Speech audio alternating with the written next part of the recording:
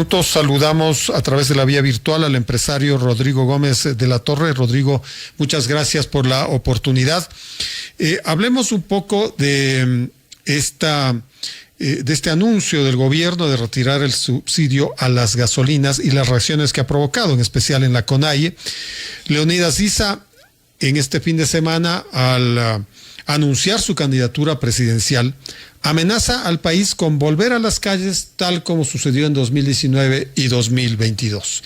Él está convencido que retirar el subsidio a las gasolinas tendrá un efecto empobrecedor. ¿Tienes razón?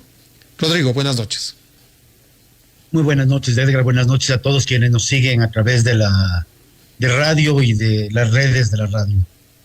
A ver, se ha cuantificado el tema de subsidios de gasolinas en más o menos 630 y pico de millones de dólares. Es lo que nos cuesta a los ecuatorianos anualmente el subsidio a gasolinas de diésel, a veces más, a veces menos, dependiendo cómo fluctúa el precio internacional del petróleo y por ende los combustibles.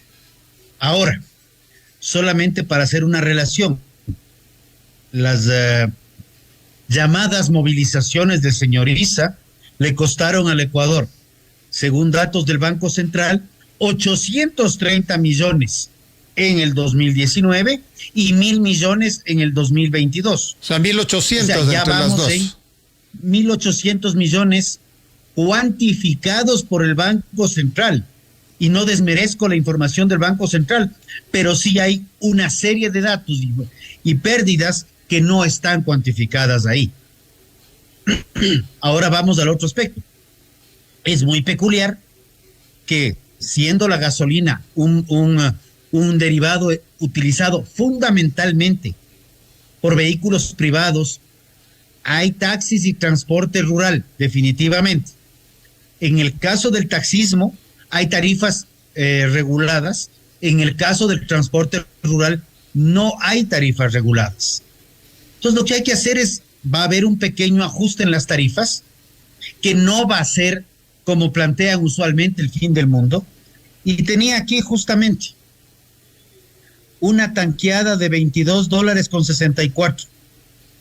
El ahorro por subsidio 0,79. Depende gasolina extra. Eso ¿ya? En el campo y en la ciudad.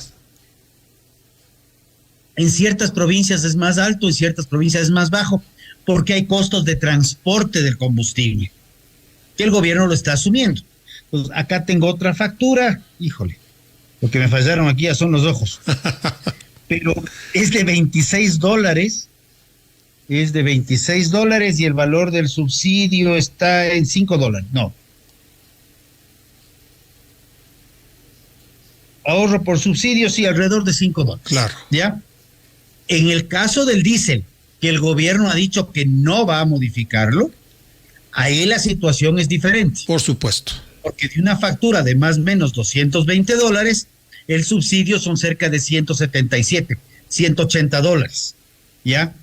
Ahí hay que revisar bien y hacerlo técnicamente. Yo creo que es una responsabilidad ética, una responsabilidad social, responsabilidad ambiental y responsabilidad fiscal, la revisión integral de los subsidios.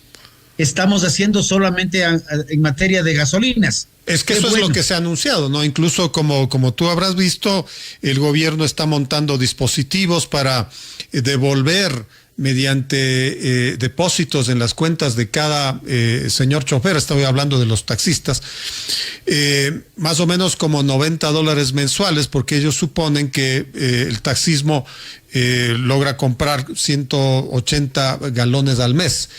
Y por eso es que el gobierno está anunciando que se unan otros sectores, por ejemplo, las tricimotos en la costa. Y seguramente algunos otros actores en el agro, y tú conoces muy bien eso. Por eso es que quisiéramos estar seguros de que este mecanismo realmente llegue a esas zonas y que sea efectivo. A ver, la eliminación de los subsidios es una realidad que la venimos debatiendo y discutiendo más de 15 años. O sea, y eso es una necesidad por muchas razones. De hecho, me acaba de llegar una noticia, leo el titular. Ministro Vega, 53% del subsidio a la gasolina va a gente que gana más de $1,809 mensuales. Hasta 2.500 ha dicho el ministro que se benefician del subsidio. Sí, o sea, entonces, veamos cómo vamos corrigiendo, porque también recordemos algo. Mucho del subsidio de estas gasolinas también se fuga en contrabando, muchos de los subsidios también se fugan a narcotráfico, muchos de estos subsidios nos llevan naturalmente a un mal uso del vehículo. Creo que es hora de saber que podemos caminar 2 cuadras, caminar 3 cuadras para ir a ver el pan a la tienda. No hay que sacar el carro para ir a ver el pan. Porque los combustibles fósiles en los últimos 50 años han generado gases de efecto invernadero. Y el ciclo del combustible fósil supera el 1.000.000 de años. Porque sale de las entrañas de la tierra, este petróleo, se refina. Y esto se emite a la atmósfera. No es como otros gases de efecto invernadero que se reciclan a la vuelta de 2-3 años como máximo. Entonces, tenemos un producto que está generando un gasto a larga fiscal. Por eso digo, es un combustible, es una responsabilidad fiscal. Plata que podría ser utilizada en otras cosas de manera más eficiente y para beneficio social. Es un tema ambiental. Entonces, yo creo que ya es hora que el señor Issa deje de estar buscando protagonismo político y daño a la ciudadanía, porque los $1.800 millones cuantificados han sido un daño a la ciudadanía, han sido un daño al Ecuador en sí mismo, y comience a asumir responsabilidades y más bien llegue a acuerdos de ver cómo mejor informamos y buscamos soluciones reales para el Ecuador, en vez de estar buscando manifestaciones y actos que rayan muy cercano al terrorismo. Bueno, pero esta vez tú la habrás escuchado. Issa ha dicho que no descarta salir a las calles y que no le importa este elemento cuando él se declara candidato presidencial. Es una forma nueva de ver cómo sería su campaña, porque esta sería en las calles, sería con una serie de hostilidades, me imagino, con la policía, con el ejército, pero él está advirtiendo, él está diciendo a todo el pueblo ecuatoriano: alístense porque volvemos a las calles, traemos de nuevo este capítulo de 2019 y 2022 y eso me va a servir para ir a la presidencia de la República. Algún voto se perderá, pero no muchos. Me parece extremadamente irresponsable. Por el contrario, yo quiero recordar a la ciudadanía que en el 2019 se bloquearon vías, en el 2019 vieron muchas ciudades del Ecuador que estuvieron desabastecidas. No dejemos a un lado el gas, la gasolina, el diésel. Estuvieron con desabastecimiento de productos médicos, estuvieron con desabastecimiento de alimentos, hubo intento de contaminar las aguas de Ambato. O sea, se quemó la Contraloría General del Estado, en donde curiosamente se quemaron algunos documentos relevantes. Se destruyó la ciudad de Quito como la más fuerte, pero no desconozco daños en otras ciudades. Y en el 2022 también se intentó quemar la fiscalía.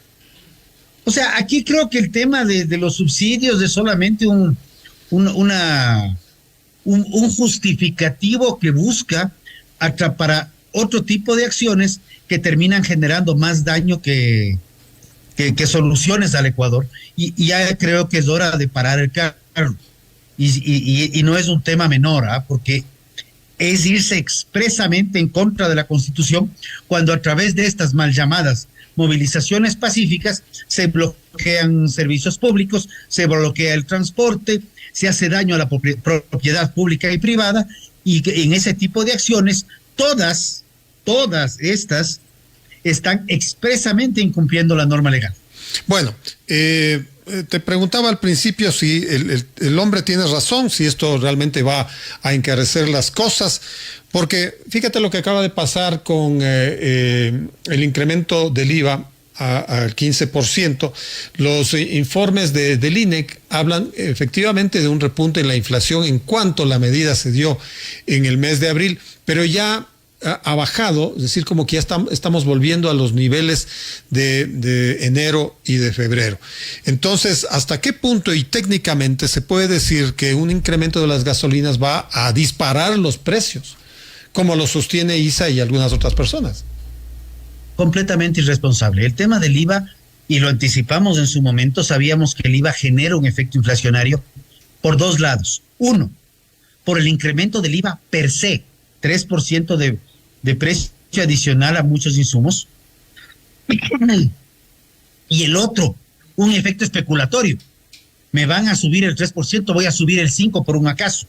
Ya, en el caso del diésel, que no está, hay un efecto a los productos de la canasta básica. En el caso de las gasolinas, reconozcamos que el transporte pesado, que es el que mueve los productos, no utiliza gasolinas. Es el transporte privado fundamentalmente, camionetas de transporte rural, donde realmente mucho producto no se mueve, sino en pequeñísimas cantidades, y el taxismo, que al tener un precio regulado, requiere una regulación, pero en función a la técnica, no en función al capricho.